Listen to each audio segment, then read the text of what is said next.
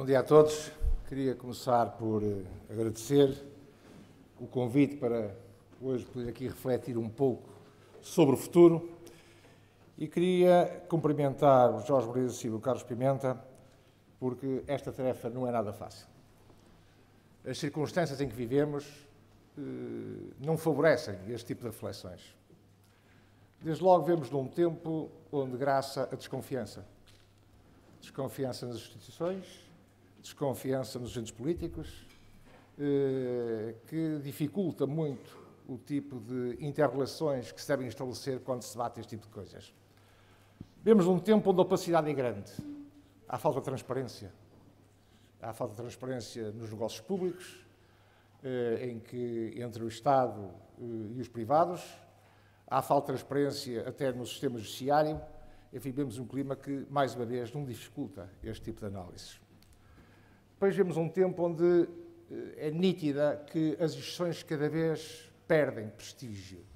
A debilidade das instituições é uma realidade e mostra a experiência, mostram os factos que um país que tem instituições débeis é um país onde dificilmente se pode almejar níveis de crescimento económico, níveis de sustentabilidade e níveis altos de coesão social. Depois vemos um tempo onde se privilegia o efêmero e o superficial, o curto prazo. Esta coisa de sonhar com uma visão para o país, esta coisa de pensar numa estratégia a médio prazo, é normalmente ofuscada pela tendência de falar para o telejornal do dia-a-dia. E, portanto, temos aqui um conjunto de dificuldades e um conjunto de circunstâncias que, objetivamente, dificultam este tipo de exercícios e, por isso, eu quero felicitar os dois por se terem abalançado nesta aventura. Eu costumo dizer, para sintetizar, que vivemos um tempo da crise perfeita. Os investidores não investem, os produtores não produzem, os financiadores não financiam e os trabalhadores não têm trabalho. Bom, também vemos num tempo em que, e vou refrescar aquilo que o Dr. Francisco Balsemão aqui referiu, da evolução recente das nossas sociedades e da sociedade portuguesa também.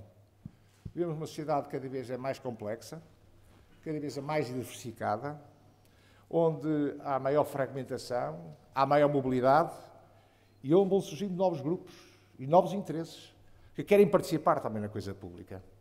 Isto põe, devido à revolução tecnológica, à possibilidade de participação que as pessoas têm na vida pública, põe novos problemas que estão ligados também à crescente interdependência.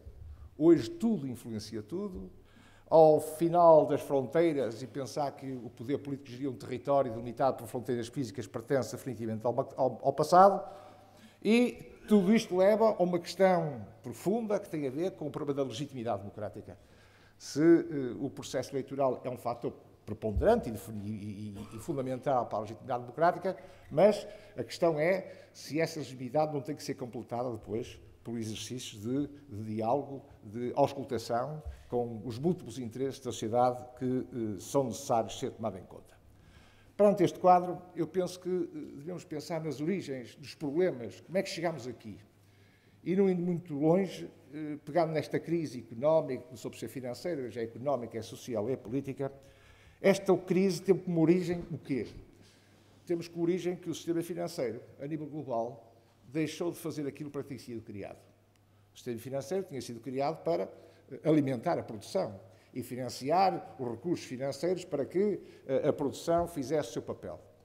A partir de uma altura, o sistema financeiro desviou-se dessa sua finalidade e elencou outras prioridades. E as prioridades acabaram por ser vender risco uns aos outros, com pacotes mais ou menos embrulhados. Alguns depois veio-se verificar que tinham lixo no meio, e desencadeou uma situação em que os Estados, especialmente os mais débeis, tiveram que funcionar como uma espécie de companhias de seguros, no sentido de correr esse tipo de dificuldades. E os Estados, quando funcionam como companhias de seguros, a única forma que têm é de ir junto dos cidadãos buscar os meios para correr esse tipo de necessidades. Esta foi a origem da crise. Podemos dizer se foi atacado de forma eficiente ou não. Na Europa não foi, porque se recusou desde o princípio ver esta crise como sistémica, viu-se sempre que isto era um problema localizado ali para alguns das ilhas gregas e pouco mais, mas isso seria uma longa conversa que não vem hoje para o caso. O que era importante sublinhar é que a lição desta crise tem que ser a seguinte.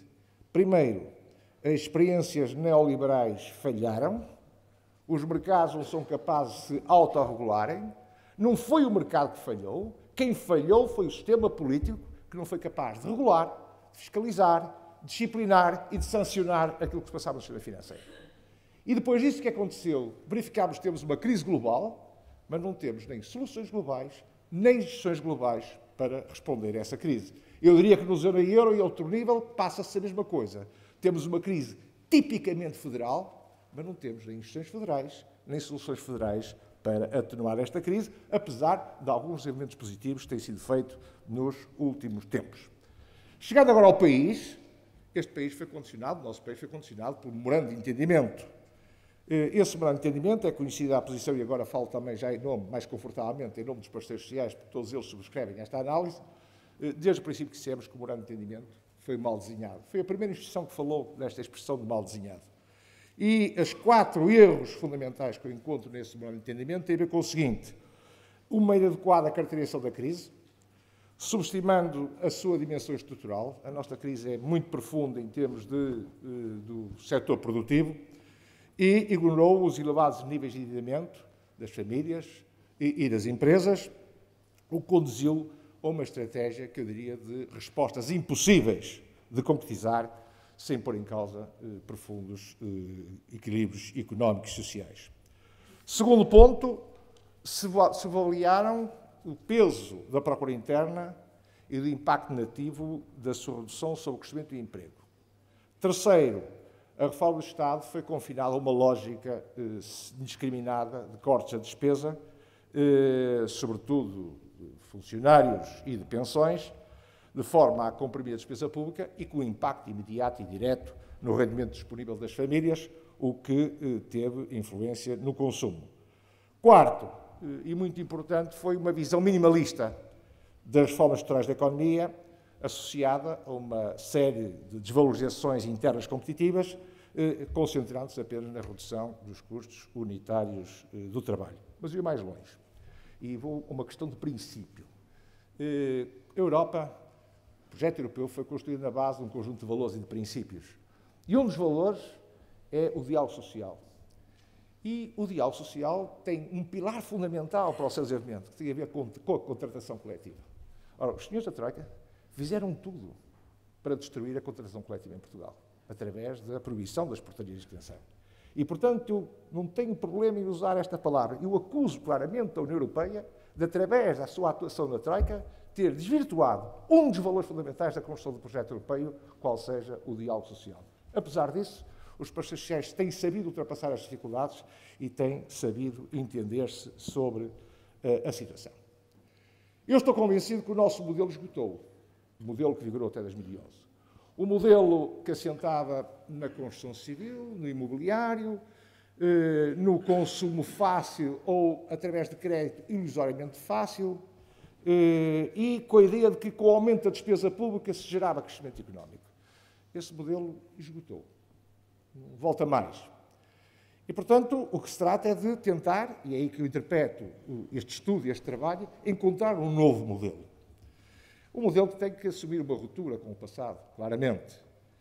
E é nessa tentativa que o Conselho Económico e Social, nos últimos tempos, elaborou um parecer sobre o Orçamento de Estado e faz uma proposta concreta acerca de como é que deve ser construído esse novo modelo. Eu vou usar uma figura geométrica para simplificar. Um triângulo. E em cada verso de triângulo haverá 3 objetivos. Um, tem a ver com o equilíbrio das contas públicas. O segundo objetivo, o segundo vértice, tem a ver com a reforma do Estado. E o terceiro vértice tem a ver com pôr a economia a crescer. Dentro da área do triângulo está a coesão social e está a sustentabilidade do modelo. É perante este triângulo e com uma atuação concertada e coordenada em relação aos 3 objetivos, e não apenas uma, que se tem que preparar o tal novo modelo. Um modelo que tem que assentar fundamentalmente na produção de bens transacionáveis, tirando vantagens de fatores competitivos que existem em Portugal, tirando partido das instituições de excelência que temos e das universidades também que temos no nosso país, tudo isto conjugado com algo que tem que ser credível face aos nossos credores. Eu dou o exemplo de uma empresa que está em situações muito difíceis, desesperada, e deve dinheiro aos seus credores. Reparem duas hipóteses. Uma hipótese é o credor ver a empresa em constantes conflitos internos no seu Conselho de Administração. Não se entendem. O que é que o credor pensa? Para já, o risco aumenta nessa empresa. E, segundo a tentação, ele ir lá para dentro e ser ele a governar e a gerir a empresa. Ora, vejam o inverso. Uma empresa que está na mesma situação, mas o Conselho de Administração entende-se e é capaz, junto dos credores, apresentar um plano credível. Não como um vendedor da banha da cobra, mas alguém que chega lá e diz: tenho este plano, vou fazer esta operação e esta, e esta, e esta. Preciso de quê? Tempo. Tempo. Os desequilíbrios estruturais da nossa economia não se resolvem no espaço de 2 anos. Isso é realista. E, portanto, quando falamos num horizonte de 10 anos, é uma ideia, pode ser 8, pode ser 7, pode ser 12, mas sem tempo não é possível concretizar uma visão de médio prazo para o país. Segundo pressuposto, gradualismo. Miguel Cadilho definiu o gradualismo como a arte fina da política. Não é com medidas brutas e abruptas que se corrigem desequilíbrios profundos. O gradualismo não pode ser sinónimo de falta de firmeza, mas medidas graduais são fundamentais para a aplicação de um programa desta natureza. Terceiro, estabilidade e coerência. Coerência entre as diferenças políticas. Não pode haver uma ditadura de uma política em relação às outras políticas. Tem a haver coerência entre as diferenças políticas setoriais. E quarto, é fundamental, um alto nível de compromisso entre as partes envolvidas. Se bem repararem a experiência da história, os grandes momentos da história, sei lá, dos descobrimentos, a chegada do homem à Lua, tem sempre por base exercício e interação entre diferentes ciências, diferentes disciplinas, e é da interação entre isso que consegue objetivos desta magnitude. E, portanto, isto não é um projeto para um homem só ou para um grupo só. Eu julgo que o sucesso depende de como é que os diferentes grupos se interagem e sabem interagir naquilo que é uma visão para o país e a concretização dessa visão. Eu estou moderadamente otimista. Estou moderadamente otimista porque os parceiros sociais foram capazes de entender esta visão. Todos eles. Nenhum ficou de fora. Eu não estou a falar dos parceiros sociais tradicionais, dos sindicatos e dos patrões. Estou a falar de todo um conjunto das entidades que estão representadas no Conselho Económico e Social, como sejam as universidades, as autarquias, as misericórdias, as instituições particulares de sede social, as instituições de defesa do consumidor. Todos acabaram por convergir a uma abstenção da CGTP intersindical, mas não votou contra. E, portanto, não há uma rejeição de ninguém relativamente a um programa desta natureza. Eu tive uma dificuldade grande em não perceber porque é que os partidos políticos não se podem entender nesta fase. Eu julgo que é urgente porque está em causa duas hipóteses. Até junho, ou somos nós capazes de organizar e somos nós capazes de gerir o nosso destino coletivo, ou a alternativa serão os outros que vão gerir o destino coletivo. É isto que está em jogo. Chamem o programa do futuro um novo resgate, chamem um programa de que quiserem. Para mim, o que eu gostaria de ter para o meu país no futuro era um programa assente neste triângulo e baseado num altíssimo nível de compromisso entre as diversas forças sociais e políticas, e há muito espaço depois para a luta política-partidária. Continua a haver muito espaço para prosseguir esse tipo de caminhos. Eu vou terminar dizendo que o tempo de hoje realmente, não sei se é melhor, se é pior, mas é substancialmente diferente dos tempos do passado. Eu tenho hoje para mim claro de que quem manda não é necessariamente quem mais sabe, nem quem está mais acima. Mas, fundamentalmente, o poder está hoje mais relacionado com aqueles que têm capacidade de convencer, aqueles que são capacidade de fazer pontes. E, portanto, julgo que este trabalho que vocês desenvolveram é um excelente instrumento para fazer pontes. Desejo muito boa sorte para a fase mais difícil, que é agora a fase de tentar convencer os outros que este é o caminho mais adequado. Muito obrigado pela vossa atenção.